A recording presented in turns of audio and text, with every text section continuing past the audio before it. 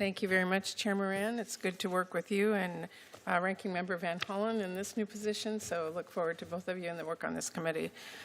You know, the FBI does really crucial work to keep our nation safe, whether it's stopping criminal organizations or domestic terrorists, protects our nation's secrets, it prevents cyber attacks, keeps our children safe from harm, and a lot more. So this is really sober work with extremely high stakes. And I'm concerned that instead of focusing on the incredibly important mandate to keep Americans safe and to help impartially enforce our laws under your leadership, Director Patel, the FBI has been weaponized to go after Americans who disagree with the president. FBI resources have been diverted away from combating terrorism to focusing on immigration requests. And all of this, the diverted missions, the fewer resources, fewer agents, heightened politicization, is happening now under your watch, and it is, I believe, making Americans less safe. Now, let me just start with the budget.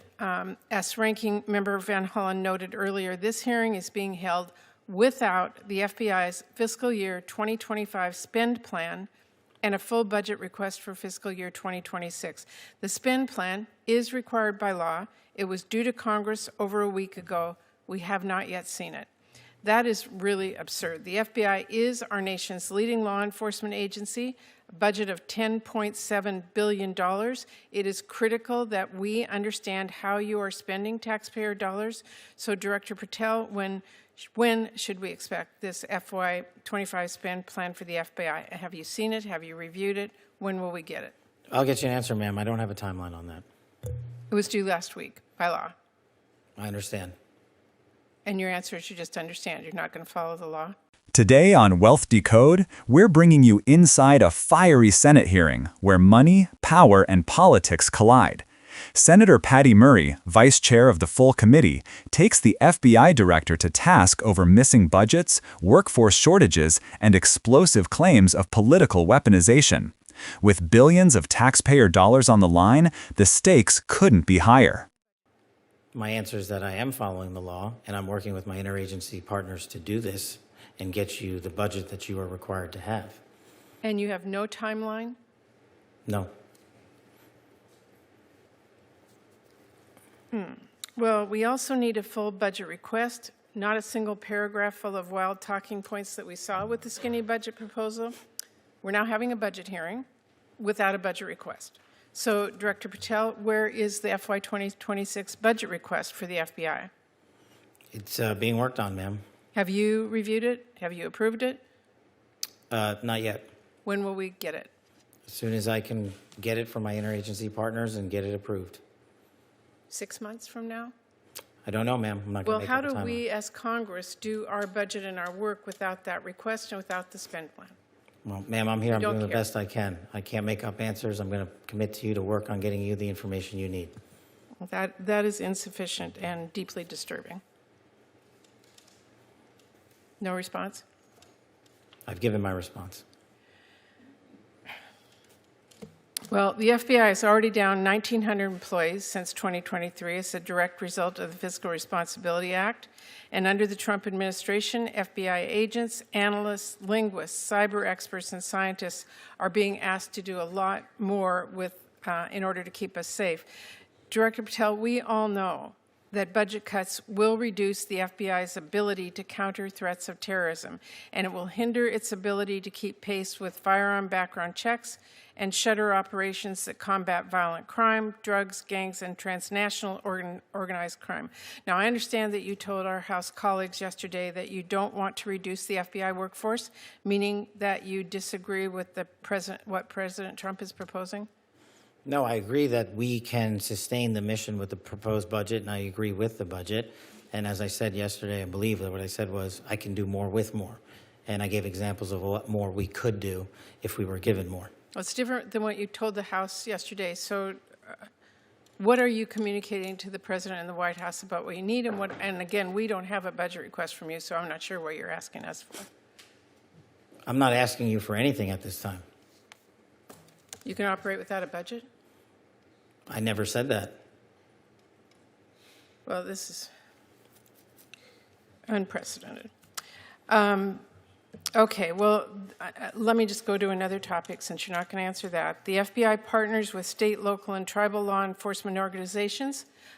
They provide critical intelligence and operational capabilities to combat violent crime and gangs and terrorist threats, fentanyl trafficking, challenges that our local communities really can't face alone.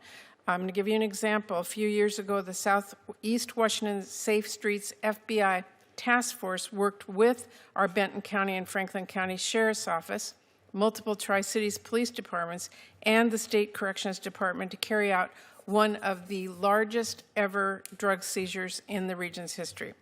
Now we've got an administration already cutting more than $800 million in assistance in 2025 to local law enforcement organizations while proposing a $500 million cut for the FBI.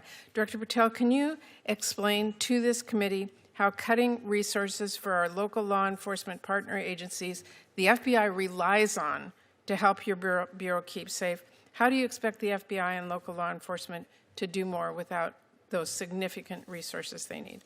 The FBI will continue to do what it does, which is work with embedded state and local law enforcement officers in our Joint Terrorism Task Force, in our Safe Streets Task Force, in our gang task forces. Those are a priority. Those billets have been maintained. Those billets have not been reduced. And with my reorientation, reprogramming that we've notified Congress to, you will see an augmentation in the field in every single state in this country. Well, again, we need to see the numbers and we need to see that budget from you. Let me ask you about the NICS system. The FBI is really on the front lines of keeping guns out of the hands of very dangerous criminals. The NICS serves a really critical role in enhancing national security and public safety by conducting background checks. You know this. They are supported by the vast majority of American people, and I wanted to ask you this morning, will you commit to continuing to fund and run the FBI background check system? Yes. Thank you. I want to ask one final question here, Mr. Chairman. I want to talk again about how the FBI is focusing its resources. President Trump has turned the Department of Justice into a tool to go after his perceived enemies, and many of the actions we have now seen at the FBI are alarming. The FBI has reassigned and pushed out career FBI agents for political reasons. We have seen fear and intimidation promoted throughout the Bureau, including by polygraphing your own staff. We've seen the arrest of a sitting judge in Wisconsin. And during your confirmation hearing, you committed that there would be no politicization, no retribution at the FBI under your leadership.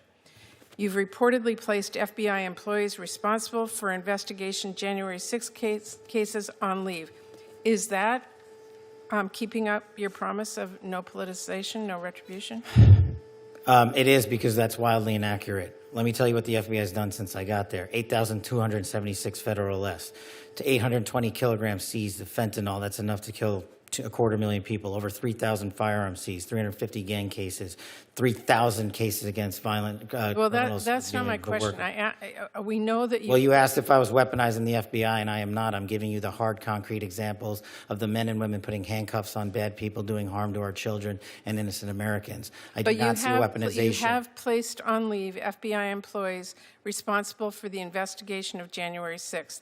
That sounds political to me. I have not placed anyone on leave who has not violated their ethical obligation or their oath to the Constitution. So if they were investigating January 6th, you believe they were violating an ethical obligation? Nope. I think the common theme here is you putting words in my mouth, and I'm not going to tolerate it, nor will the men and women of the FBI.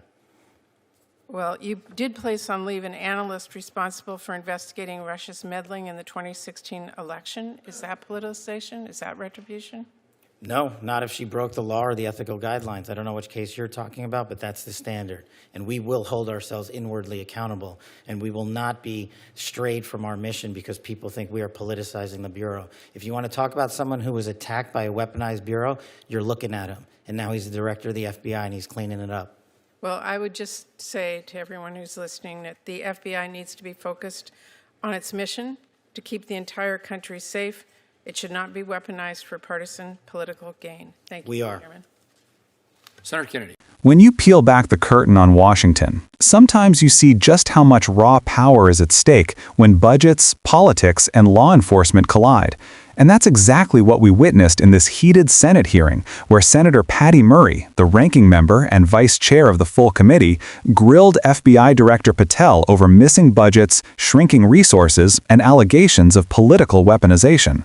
What unfolded was not just a tense back and forth between a senator and a law enforcement official, it was a microcosm of the broader struggle over how America's premier investigative agency should operate, who it answers to, and whether it is being steered toward justice or politics. Senator Murray began on familiar ground, acknowledging the FBI's essential role in protecting the nation. Whether it's dismantling criminal organizations, stopping domestic terrorism, preventing cyber attacks, or keeping children safe, the FBI sits on the front lines of some of the toughest battles America faces. She framed it as covert work with extremely high stakes, which is no exaggeration. Every day, Bureau agents face threats that most Americans will never see. But instead of leaving her introduction at praise, Murray pivoted sharply, warning that under Patel's leadership, the FBI appears to be drifting away from that core mission. She accused him of allowing the Bureau to be weaponized against Americans who simply disagree with the president. That's an explosive charge, not tossed lightly in a Senate hearing. From there, Murray zeroed in on one of the most tangible measures of accountability, the budget. In Washington, budget is policy. How you spend reflects what you value. And the FBI's budget, at $10.7 billion, isn't just a line item, it's a roadmap of national priorities. But here's the bombshell. Murray revealed that the FBI's fiscal year 2025 spending plan, legally required to be submitted to Congress, was already overdue by more than a week. And the 2026 budget request? Not even close to being ready. To be blunt, she said it was absurd that the nation's leading law enforcement agency showed up at a budget hearing without, well, a budget. This is where Patel stumbled. When asked directly when the committee could expect the plan, he admitted, "I don't have a timeline." That admission alone would make any member of Congress bristle, but Murray drove home the point by reminding him that deadlines aren't suggestions, they're the law. Her incredulous question, "You are not going to follow the law?" cut to the heart of the matter. Patel's answer, that he was working with interagency partners and doing the best I can, sounded less like reassurance and more like evasion. For Murray, that was insufficient and disturbing. The consequences of missing budgets aren't abstract. Murray pointed out that the FBI has already lost nearly 1,900 employees since 2023, thanks in part to the Responsibility Act. That's not just a number on a spreadsheet. That's fewer agents in the field, fewer cyber experts defending against hackers, fewer scientists working on forensic cases.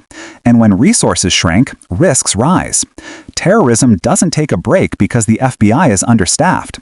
Criminals don't slow down because budgets are delayed. Every missing analyst or agent leaves a gap in the armor that protects American communities. Then there's the partnership angle. Murray reminded the committee that the FBI doesn't operate in a vacuum. It relies heavily on state, local, and tribal law enforcement to execute its mission. Through joint task forces, the Bureau and local agencies combine intelligence, manpower, and expertise to dismantle gangs, track drug trafficking, and respond to emerging threats. She cited a recent example from Franklin County, where one of the largest drug seizures in the region's history was the result of FBI collaboration with local police and corrections officials. But she also pointed out the contradiction. While these partnerships are more critical than ever, the administration is cutting over $800 million in local law enforcement assistance for 2025, along with a $500 million cut to the FBI itself. And here's where the tension sharpened. Murray asked Patel directly, "How do you expect the FBI and local law enforcement to do more with less?" His response, that those boards have not been reduced and task forces remain a priority, was technically correct but sidestepped the deeper concern. Maintaining programs on paper isn't the same as fully funding them in practice. Murray wasn't just worried about whether the FBI would keep its joint task forces alive. She was worried whether they'd be effective, adequately resourced, and able to respond to the surging crises of fentanyl, violent crime, and cyber threats. From there, Murray pivoted to gun safety, highlighting the FBI's role in running the background check system. This is a hot-button issue, but she framed it in practical terms. The background check system is one of the last lines of defense in keeping firearms out of the hands of dangerous individuals. She pressed Patel to commit to continuing this work, and at least here, Patel gave a clear answer. Yes, the FBI would continue to fund and operate background checks. For Murray, that was one small win in a hearing full of evasions. But the sharpest exchange came when Murray brought up the politicization of the Bureau. She accused the Trump administration of turning the FBI into a tool to go after political enemies, pointing to the reassignment or ouster of career FBI agents for political reasons. She specifically flagged cases involving January 6 investigations and even the Russia meddling probe, suggesting that key analysts were sidelined or put on leave as punishment for doing their jobs. That's not just bureaucratic maneuvering, it's a direct challenge to the independence of law enforcement. Patel, however, was visibly frustrated. He denied that the Bureau had been weaponized and countered with hard numbers. 820 kilograms of fentanyl seized, 250,000 firearms confiscated, and 3,000 violent crime cases launched. These weren't hypotheticals. They were tangible outcomes the FBI had delivered under his leadership. For Patel, the statistics were proof that the Bureau remained focused on its mission, not political vendettas. Still, Murray pressed harder, accusing Patel of violating his confirmation promise that no retribution would be taken against those investigating January 6. She said plainly, "You have placed on leave FBI employees responsible for the investigation of January 6. Patel snapped back, "I have not placed anyone on leave who has not violated their ethical obligation." The exchange was tense, with Patel accusing Murray of putting words in my mouth and declaring that he won't tolerate it. That kind of pushback from a witness is rare in Senate hearings, but it underscored just how charged the political atmosphere has become around the FBI. What we saw in this hearing was less about line items in a budget and more about competing narratives. Murray painted the FBI as an agency under siege from political interference and budgetary neglect, one that is being hollowed out when America needs it most. Patel tried to paint himself as a steady hand, keeping the Bureau focused on real threats, guns, drugs, and crime, even as political critics attempt to drag it into partisan battles. Both narratives have elements of truth, and that's what makes this such a complex issue. For ordinary Americans, the implications are profound. If the FBI is underfunded, undermanned, and distracted by political battles, the threats that Murray highlighted, terrorism, cybercrime, violent gangs, don't disappear. They grow. And if the Bureau is perceived, rightly or wrongly, as a political weapon, its credibility suffers. Trust in law enforcement is fragile, and once lost, it's hard to rebuild. The subtext of Murray's questioning was simple. Transparency and accountability matter.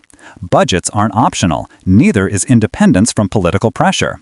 By dragging this fight into the open, Murray forced Patel to answer, however uncomfortably, to the public.